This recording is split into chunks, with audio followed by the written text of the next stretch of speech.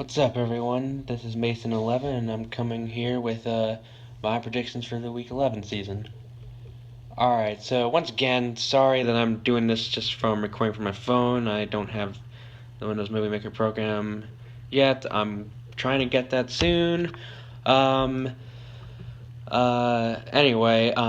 so if you saw my Thursday prediction video, the Panthers did end up being the Saints 23-20, which happened to be a pretty good game if you ask me.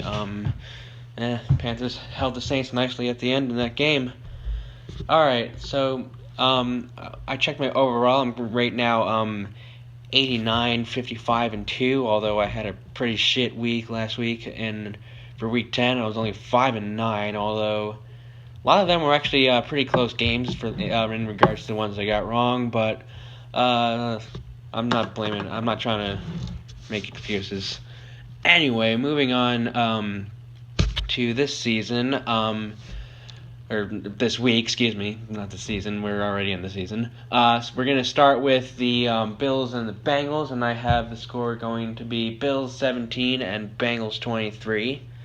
So it was actually a bit of a tough game for me to choose. Although I kind of have a gut feeling that the Bengals are able to rebound. I think their defense will have a good game against the Bills' offense, but I could see it. I could see maybe Tyrod Taylor maybe exposing maybe probably the Bills' secondary in a couple situations, but overall I think I like Cincinnati's chances more, and I'm going to choose them. Next, we have the Ravens and the Cowboys, which is going to be an interesting battle since the Ravens have the number one, they've given up the fewest rush yards, and the Cowboys right now have the most rush yards last time I checked. And I have the score Ravens as 27 and the Cowboys as 33. So I'm trying to be as little biased as possible, but every time I'm picking the Cowboys to lose, they win. And I really don't think I can see Baltimore coming with a road win at Dallas. They've been pretty inconsistent over this whole season. Yeah, they're right now leading the AFC North. Although I really don't think they're the playoff team that we would see as the team representing that division. But that could still change. I mean, it's still only week 11. There's 6 more weeks left. Anyway, I think I can see Dak Prescott shining again. I think he'll stay consistent against the Ravens secondary.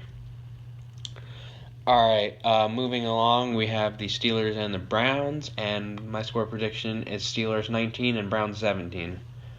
So, the Browns, yeah, I know that was an ugly game last week on Thursday Night Football, but the Steelers actually had a really good game against the Cowboys, although they just blew it at the last seconds of that game.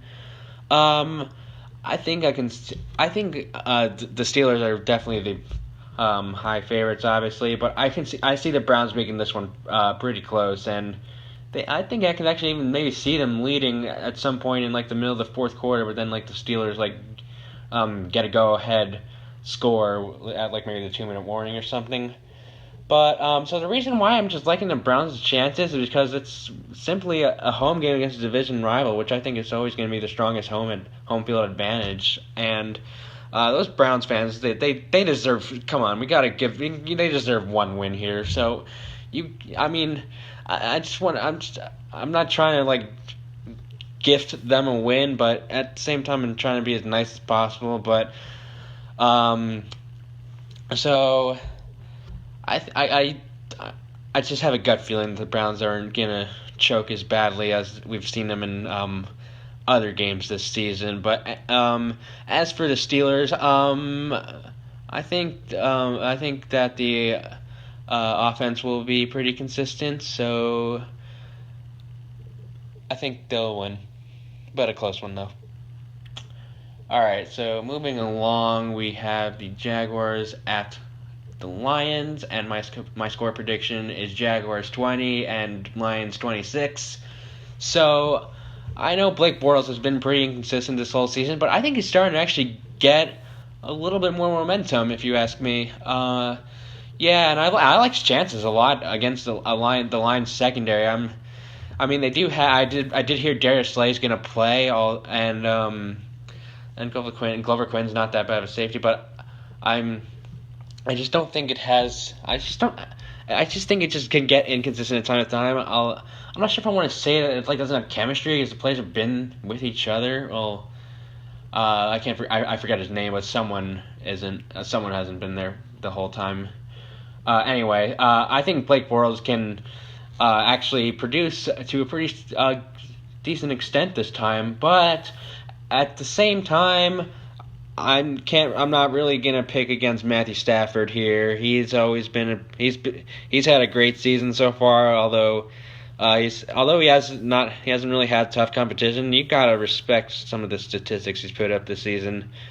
And I think he'll be able to score enough. I think he'll be able to do well enough against the Jaguars defense and come out with a win. Alright, so next game is the Titans at the Colts, and my prediction, I think this is going to be a very close one. I have Titans 28, Colts 27. And the reason why, I think this game is really, really even, but the reason why I'm leaning toward the Titans is because that Colts defense, especially that secondary, is very, very suspect, and we've seen Marcus Mariota light up the field against great secondaries in multiple instances this game. I can see DeMarco Murray having a strong game, so I just think the Titans' offense is just going to be suited up well enough to just come out with a win, although I won't be surprised if Andrew Luck can lead his offense past the Titans' defense, too. Moving on, we have the Buccaneers at the Chiefs, and my prediction is Buccaneers 21 and Chiefs 30.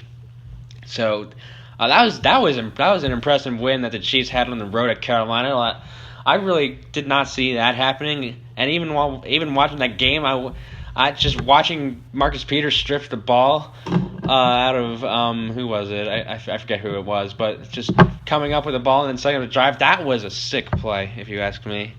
And I think, to be honest, as I said this on Thursday, the Thursday prediction that literally just that just took away the final opportunity for the Panthers. And if I had to guess one player, Marcus Peters would be one of my biggest considerations for that. So anyway, let me get back to this game. So speaking about Marcus Peters, I could see him having a nice day against Jameis Winston. Even if Jameis Winston, or let alone if Jameis Winston's even going to target Marcus Peters, because he may even not, based on Peters' ball hawking skills. And Jameis Winston has been pretty inconsistent this season, although he does have a lot of passing touchdowns. At the same time, he's got a lot of interceptions, which gives that kind of low passer rating. So I think I could see the Chiefs defense holding the Buccaneers offense, but I don't see Tampa Bay making it pretty easy. I think they'll play a good game, but the Chiefs are just a better team here. They're one of the top teams in the AFC, of course, and I think they're gonna win. All right, next up we got the Bears and the Giants, and my prediction is Bears 10 and Giants 31. So, Bears fans, I'm sorry, but Jay Cutler in the offense, it's just really dormant this season, and I think the Giants defense is going to have pretty much a field day. While I could see Eli Manning and Odell Beckham and the rest of the offense succeeding against the Bears defense as well. So, it's going to be too much for Chicago, in my opinion. The Giants are just a much better team, and they're going to win this one easily at home. Next up, we got Cardinals and Vikings, and my prediction is Cardinals 17 and Vikings 22. So, yes, I have the Vikings ending their little 4-game skid that they've had. I just kind of can't see it going to 5 games. They're just not. They're a better team than. They're just not that bad of a team to do that, in my opinion. And while the Vikings have been inconsistent, so have the Cardinals, although they did kind of come back against that against the Panthers in that game 2 weeks ago. But Carson Palmer, I don't like his chances against Minnesota's secondary, and I think he might make some mistakes, which can eventually lead to the fate of Arizona for this one. So I kind of like Minnesota, and I like Minnesota in this matchup. All right, now we got the 4 o'clock games, and our first one is the Dolphins at the Rams, and my prediction is Dolphins 26 and Rams 14. So, Dolphins, man, they've been on a roll. I gotta give kudos for that. I did not see that coming at all, especially when they were 1-4. So yeah, you gotta give respect to that 4-game winning streak they're on. I mean, come on, and they're one of the hottest teams in my opinion right now. And I mean, the Rams are just, although they did win last week, they've been inconsistent all year, and I don't really think I can see that offense outshining the Miami offense that's been on a roll as of late. So I'm going with the Dolphins. Alright, next we have the Patriots 49ers. I have Patriots 45, 49ers 19. Enough said, moving on. Next we got the Eagles and the Seahawks, and my prediction is Eagles 20 and Seahawks 24. So, I still have faith in the Eagles for the rest of the season as of now, but I don't like their matchup against Seattle at CenturyLink Field. I don't think Carson Wentz is going to be able to handle the defense in Seattle. I think it's just going to get pressured way too much. As good as the Philly offensive line is, it's been overall very well this season. And as for Russell Wilson, I can actually see the Eagles defense giving him some trouble, because I think Russell Wilson has had the tendency to struggle against good secondaries, and the Eagles just have that. Let alone a really good defense under Jim Schwartz.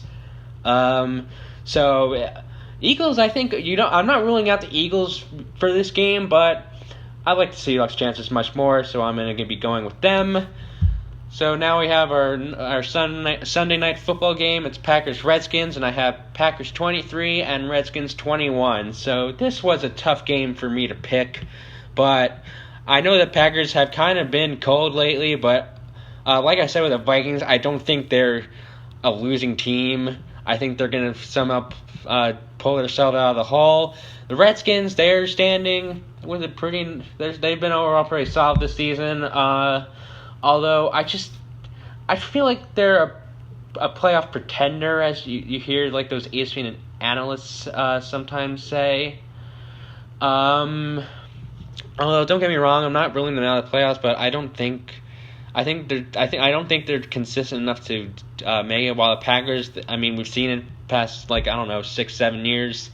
I think Aaron Rodgers is gonna give a late season push, and I mean that NFC North has been very weak this season. So I think it's a toss up. I think it's a toss up between Packers, Vikings, and Lions at this point.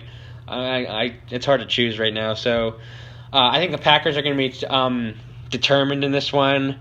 I think they're going to be trying to look for a rebound after that really ugly loss against Tennessee last week. And I think they're going to come up with a close road victory here. And finally, we have our Monday night football game. It's Texas Raiders down in Mexico City, which is going to be awesome to watch. My prediction, Texans 16 and Raiders 35. So, yes, I'm not sure if many people are going to pick this one to be a blowout, but I'm certainly doing it.